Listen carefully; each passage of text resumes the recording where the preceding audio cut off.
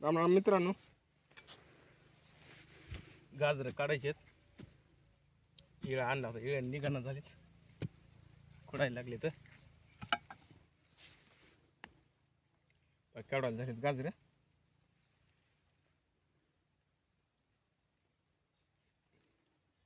ओलं रान असल्यामुळे पण उपटाणार.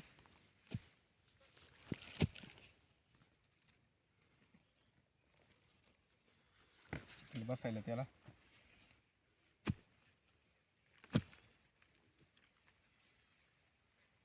कुदळीनं खंदून काढायचे.